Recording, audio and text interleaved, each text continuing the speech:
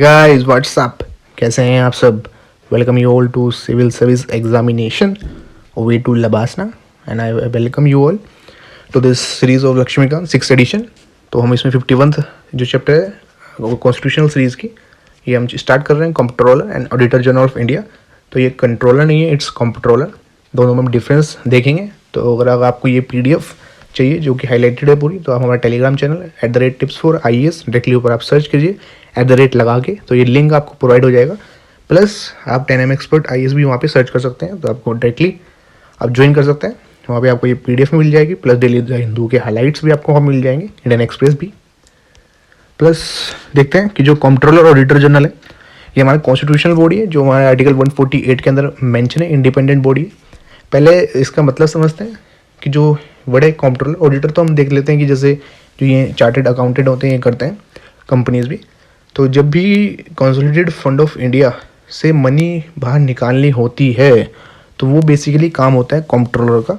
लेकिन हमारे इंडिया के अंदर ये काम कंट्रोलर नहीं करता। ये हम जब पार्लियामेंट चैप्टर में डिस्कस किया था और इस चैनल पे मैं डिस्कस करेंगे कि जो कंसोलिडेटेड फंड ऑफ इंडिया से मनी निकालनी होती है तो वो काम होता है अप्रोप्रिएशन एक्ट के थ्रू।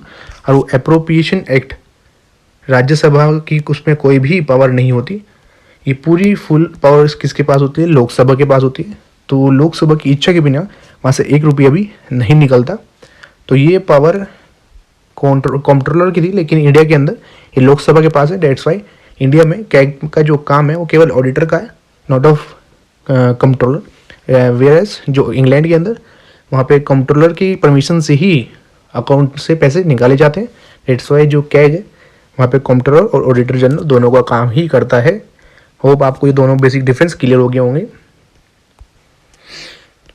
नेक्स्ट है कि ये गार्जियन है पब्लिक पर्स का और कंट्रोल करता है एंटायर फाइनेंशियल सिस्टम कंट्री का, दोनों ही लेवल पे। प्लस ये हेड भी है इंडियन ऑडिट और अकाउंट डिपार्टमेंट का। अब ये गार्जियन पब्लिक पर्स का कैसे है, जैसे आपको ऑलरेडी एक्सप्लेन किया कि लोकसभा के पास पावर है कि वो ही उसकी निगरानी में जो कंसोलिडेटेड फंड ऑफ इंडिया है वो रहता है। अब ये जो निगरानी है ये किसके ऊपर रखता है? जो टॉप मोस्ट पोजिशन पे हमारा जो लेजिस्लेचर लोकसभा उसके ऊपर रखता है। दैट इज इसको पब्लिक पर्स बोलते हैं, बिकॉज जो हमारी अमाउंट है कि उसकी जो कंसोलिडेटेड फंड ऑफ इंडिया है उसके ऊपर कौन हेड है? लोकसभा। और ये लोकसभा के ऊपर निगरानी रखता है। अब इसकी ड्यूटी है कि अपहोल्ड करना कॉन्स्टिट्यूशन इंडिया का, कि उसको सही ठहराना, उसकी जो बेसिक प्रिंसिपल्स हैं उनके अपने आप को इनलाइन रखना, और जो कानून है जो पार्लियामेंट की field of financial administration. That's why जो BR अम्बेडकर हैं उन्होंने कैग को मोस्ट इम्पोर्टेंट ऑफिस बोला है कॉन्स्टिट्यूशन ऑफ इंडिया का।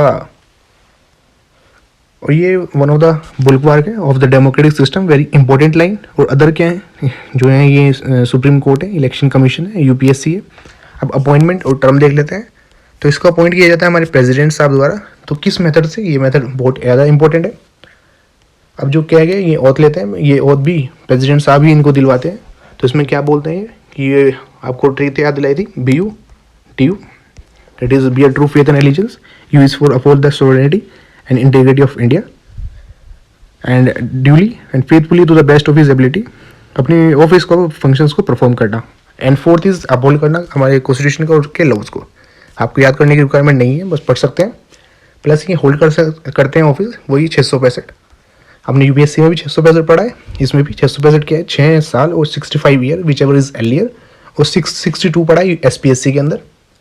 रिजाइन कर सकते हैं कि इसको दिए गए रेजिग्नेशन लेटर ये देंगे प्रेसिडेंट साहब को। अब इनको रिमूव भी किया जा सकता है ऑन द सेम ग्राउंड, जो सिंपल प्रोसेस है कि जो जुडिशरी इंक्वायरी एक्ट है 1968 का, जिससे सुप्रीम कोर्ट के जो जजेस और हाई कोर्ट के जजेस को रिमूव किया जाता है, उस सेम मैनर में इसको भी रिमूव किया जाता है। दूसरे वर्ड्स में कहें, he can be remove by the president एक रेजोल्यूशन पे बेसिस पे जो दोनों हाउस ऑफ द पार्लियामेंट के द्वारा निकाला जाता है स्पेशल मेजोरिटी से, आइदर ग्राउंड मिसबिहेवियर का और इनकैपेसिटी। अब इंडिपेंडेंस है कि इसको प्रूव करने के लिए आपको बोल दिया जाए या आंसर राइटिंग में दे दी जाए, तो आप उसमें क्या क्या पॉइंट लिखेंगे तो आपको यहीं से ही वो मिल जाएंगे। पहला पॉइंट है कि ये प्रोवाइड करते हैं सिक्योरिटी ऑफ टेन्योर, कि ये प्लेजर ऑफ द प्रेसिडेंट के ऊपर नहीं है, प्रेसिडेंट इसको अपॉइंट करते हैं, लेकिन ये नहीं है कि प्रेसिडेंट इनको रिमूव कर दे। ये रिमूव किए जाते हैं प्रेसिडेंट के इन अकॉर्डिंग जो भी प्रोसीजर मेंशन है कॉन्स्टिट्यूशन के अंदर। इसका मतलब है कि ये प्रेसिडेंट की इच्छा पे डिपेंड नहीं करते हैं, नेक्स्ट पॉइंट देखते हैं कि ये एलिजिबल नहीं है फर्दर ऑफिस के लिए अंडर गवर्नमेंट ऑफ इंडिया, कि एक बार जब ये ऑफिस अपना छोड़ देते हैं तो ये गवर्नमेंट ऑफ इंडिया या गवर्नमेंट ऑफ स्टेट के अंदर दोबारा ऑफिस नहीं ले सकते। इससे भी इनका इंडिपेंडेंट ऑफिस शो होता है। और इनकी जो सैलरी अलाउंसेस हैं ये पार्लियामेंट द्वारा डिटरमाइन किए जाते हैं, जो कि जज ऑफ सुप्रीम कोर्ट के इक्वल होते हैं। और एक बार अपॉइंटमेंट के बाद डिसएडवांटेज नहीं होगी, इनकी सैलरी वगैरह अलाउंसेस आप रिड्यूस नहीं कर सकते। अब कंडीशन ऑफ सर्विस जो भी है कॉन्स्टिट्यूशनल बॉडीज़ की, आपको बार बार बता रहा हूँ, सभी प्रेसिडेंट साहब डिसाइड करते हैं।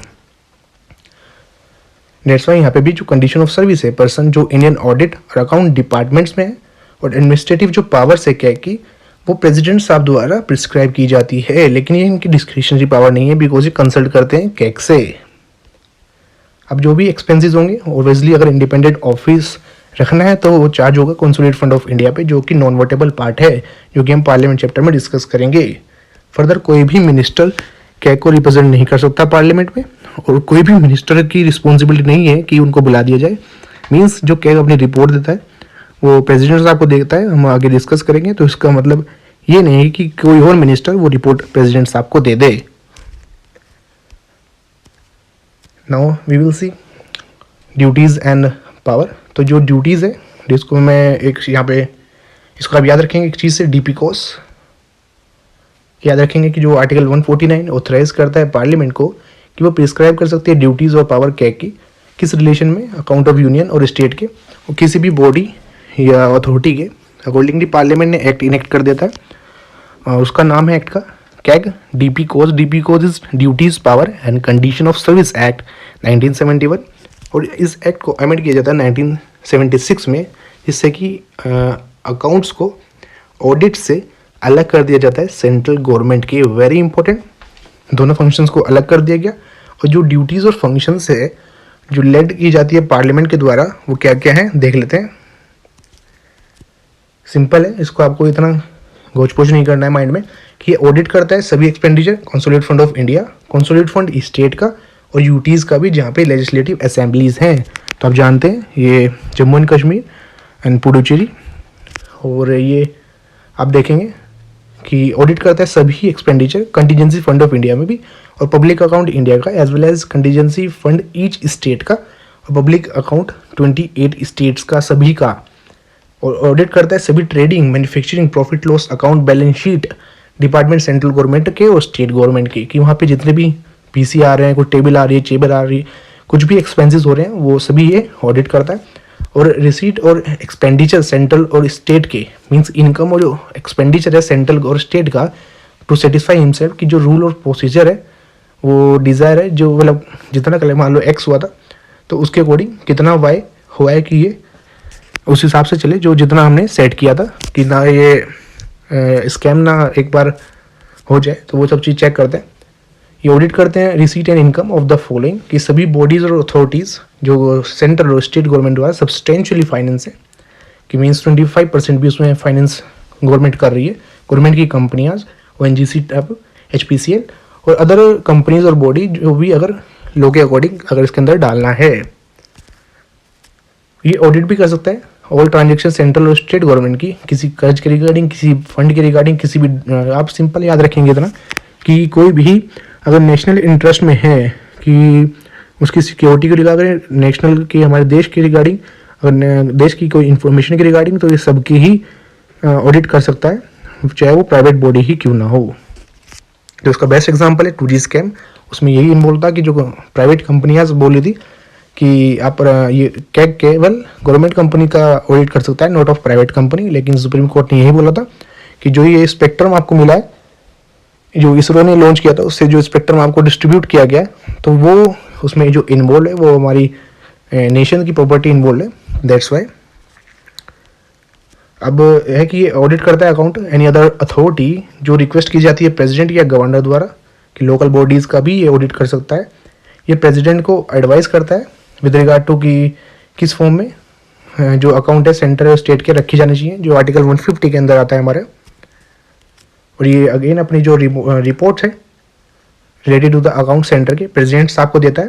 ये भी मैं एक्सप्लेन आगे समझेंगे जब भी हम पढ़ेंगे कि ये कैसे फ्रेंड, गाइड और फिलोसफर होता है, जो लास्ट पॉइंट है। तो ये इंटरलिंक है सारे, तो कैसे है ये हम पूरा एक्सप्लेन करेंगे। फिर प्रेसिडेंट साहब ये रिपोर्ट को पार्लियामेंट के सामने रखते हैं जो आर्टिकल 151 के अंदर आता है।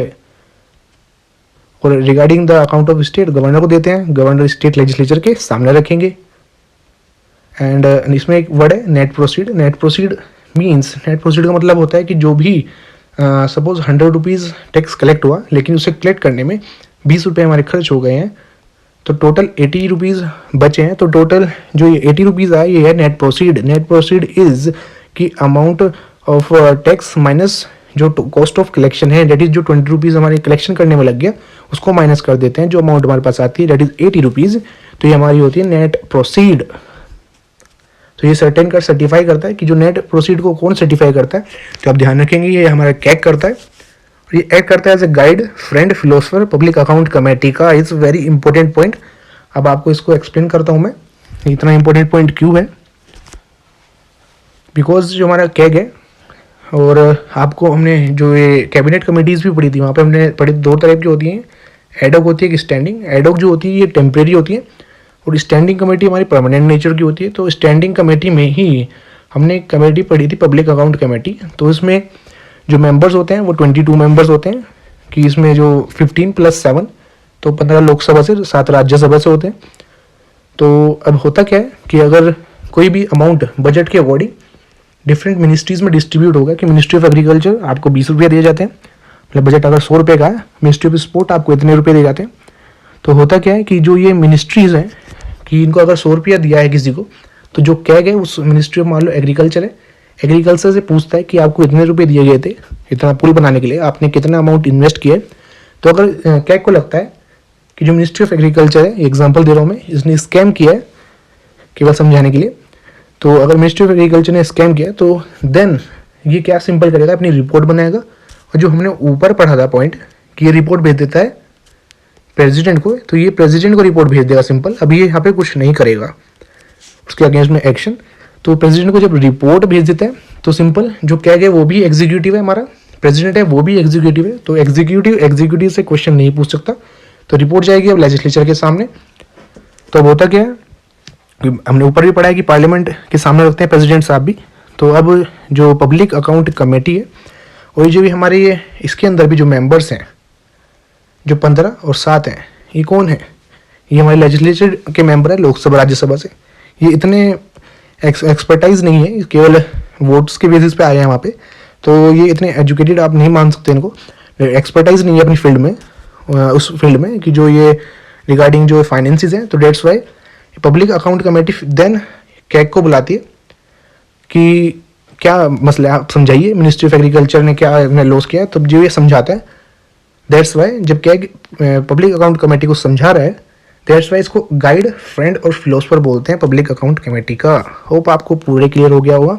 ये लाइन बहुत इंपॉर्टेंट है, नहीं है तो आप वीडियो एक बार रिवाइंड कर सकते हैं, और कुछ भी अगर दोबारा डाउट है आप कमेंट में पूछिए, I will explain you again in the next video. अगर आपको 10 बार भी समझ नहीं आएगा, I will explain you 11 time more.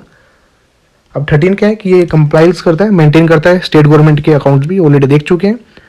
और ये इसको 1976 में इसकी जो रिस्पॉन्सिबिलिटी है रिगार्डिंग द कंपाइलेशन और मेंटेनेंस अकाउंट की सेंट्रल गवर्नमेंट से, उससे रिलीव कर दिया गया था। और उसको हमने ऊपर देखा कि सेपरेट कर दिया अकाउंट फ्रॉम द ऑडिट कि, और ये भी है कि ऊपर ऑलरेडी आपको एक्सप्लेन कर चुका हूँ फर्स्ट लाइन में कि इंडिया के अंदर केवल ऑडिटर का काम होता है, नॉट ऑफ कंट्रोलर। और ये 3 रिपोर्ट देता है, एप्रोप्रिएशन अकाउंट पे, फाइनेंस अकाउंट पे एंड पब्लिक अंडरटेकिंग पे। प्रेसिडेंट साहब पार्लियामेंट के सामने रखते हैं, अभी इसको आपको रटने की भी जरूरत नहीं है। और उसके बाद जो पब्लिक अकाउंट कमेटी है उनको एग्जामिन करती है, डेट्स वाई फ्रेंड फिलोसफर है ये, और रिपोर्ट दे दिया पार्लियामेंट के सामने। और जो एप्रोप्रिएशन अकाउंट है जिससे कि कॉन्सोलिडेटेड फंड से पैसा निकलता है, वो जितना भी खर्चा हुआ है उससे कंपेयर करता है कि जितना अमाउंट दिया गया था उतना ही है नहीं। और जो while the finance account show that annual received and disbursement of the union government. अब रोल क्या है कि ये वही कॉन्स्टिट्यूशन को अपहोल्ड करता है, उसको और उसके जो पार्लियामेंट के 9 कानून होते हैं फाइनेंशियल फील्ड के अंदर, अकाउंटेबिलिटी देखता है एग्जीक्यूटिव की to the parliament financial administration में, कि जैसे आपको एक्सप्लेन किया है कि जो हमारे ये एग्जीक्यूटिव जो मिनिस्ट्रीज हैं इनकी अकाउंटेबिलिटी देखी जा रही है, कि ऑलरेडी आपको ये उसी एक एग्जांपल से समझ में आ जाना चाहिए। और और ये पार्लियामेंट का एक एजेंट होता है जो कंडक्ट करता है ऑडिट एक्सपेंडिचर के पार्लियामेंट के बिहाफ पे, और रिस्पॉन्सिबल होता है only to the parliament. Very important, because जो एग्जीक्यूटिव है that is responsible to the legislature. तो हमारा जो कैग है वो एग्जीक्यूटिव है एंड पार्लियामेंट इज लेजिस्लेचर। तो ये भी आपको क्रैम नहीं करना है। और ये यहाँ पे दिया हुआ कि ये उसको फ्रीडम है, ऑडिट भी कर सकता है expenditure with regard to stock और स्टोर्स के रिगार्डिंग भी। और इन एडिशन टू दिस जो हाईलाइटेड पार्ट इंपॉर्टेंट है, in addition to this legal and regulatory audit जो कैग है वो कंडक्ट कर सकता है प्रोप्राइटरी ऑडिट, डेट इज कि ये किसी भी गवर्नमेंट एक्सपेंडिचर या कोई भी अगर फालतू खर्च हो रहा हो उसको देख सकता है। लेकिन आप इम्पोर्टेंट ये है कि ये एक्सपेंडिचर होने के बाद देखता है, नोट उससे पहले। अगर पहले ही बता दे कि आपको दिख रहा है अगर ये एक्सपर्टाइज है अपने फील्ड के, फाइनेंशियल फील्ड के, तो अगर मिनिस्ट्री ऑफ एग्रीकल्चर जो हमने ऊपर एग्जांपल देखा कि 100 रुपीज़ इन्वेस्ट कर रहे हैं, तो उनको बता दें पहले ही कि आपका जो प्लान है ये गलत है। तो पर हमारे इंडिया के अंदर ऐसा नहीं है, ये आफ्टर एक्सपेंडिचर देखते हैं। तो डेट्स वाई ये पॉइंट उसको सिग्निफिकेंट करता है। However, unlike the legal and regulatory audit, which is obligatory on the part of CAG, तो जो ये प्रोप्राइटरी ऑडिट है ऊपर कि किसी पर्सन का पर्टिकुलरली प्राइवेट का, तो डिस्क्रिशनरी है कि कर भी सकता है नहीं भी। और जो सीक्रेट सर्विस एक्सपेंडिचर है वो लिमिटेशन है on the audited role of CAG. और पे आपको ये भी क्लियर हो गया होगा। और इसी रिगार्ड में जो कैग है can not call for particular of expenditure incurred by executive agency but has to accept a certificate from the competent administrative authority कि जो एक्सपेंडिचर हुआ है वो उसके अंदर ही हुआ है, कि ये वही कि ऑलरेडी एग्जीक्यूटिव है, कि किसी दूसरे एग्जीक्यूटिव एजेंसीज का एक्सपेंडिचर नहीं देख सकता। लेकिन ये सर्टिफाइड प्रोवाइड कर सकता है अपना कि जो एक्सपेंडिचर हुआ है उसकी अथॉरिटी के अंदर ही हुआ है। कि ऐसा हो सकता है कि जैसे कि कोई दूसरी बॉडी उसका ऑडिट करे, लेकिन वो जो दूसरी बॉडी ऑडिट कर रही है वो उससे ऊपर हमारा कैग काम कर रहा है, डायरेक्टली कैग उस बॉडी को ऑडिट नहीं कर रहा है। और जो कॉन्स्टिट्यूशन इंडिया विजुलाइज करता है कैग को to be control as well as auditor general. लेकिन प्रैक्टिस के अंदर जो ऑलरेडी आपको बता चुका हूँ मैं कि इंडिया के अंदर ऑडिटर का काम होता है, नॉट ऑफ कंट्रोलर। वो इंग्लैंड के अंदर होता है कि इसका कोई कंट्रोल नहीं है मनी के ऊपर, जो पूरा वो एप्रोप्रिएशन का बताया था। और इंग्लैंड का यहाँ पे एग्जाम्पल दिया गया कि यहाँ पे दोनों काम होते हैं। अभी मेंस के रिगार्डिंग एप्पल्स क्रिटिसिज्म दिया गया है, आप इसकी PDF में इसको पढ़ लेंगे कि फंक्शन जो इंडिया का है कि लास्ट मेजर कॉलोनियल रूल से लिया गया है। और प्राइमरी जो कोज है वाइड स्प्रेड की वही कि यहाँ पे दोनों काम देने चाहिए थे इसको। ये सब बातें एप्पल वाइज क्रिटिसिज्म में हमारे प्री के लिए इंपॉर्टेंट नहीं है, but is important for the mains answer writing. तो गाइस हमारा ये चैप्टर भी कंप्लीट हो गया और हमारे कॉन्स्टिट्यूशनल बॉडीज़ के सभी चैप्टर मोस्टली कंप्लीट हो गए हैं। मिलते हैं नेक्स्ट वीडियो में। अगर आपको वीडियो पसंद आई है please hit the like button and subscribe to our channel. कुछ भी आपको माइनर भी किसी भी वर्ड में डाउट हो just put in the comment section, किसी भी तरीके का। And thank you.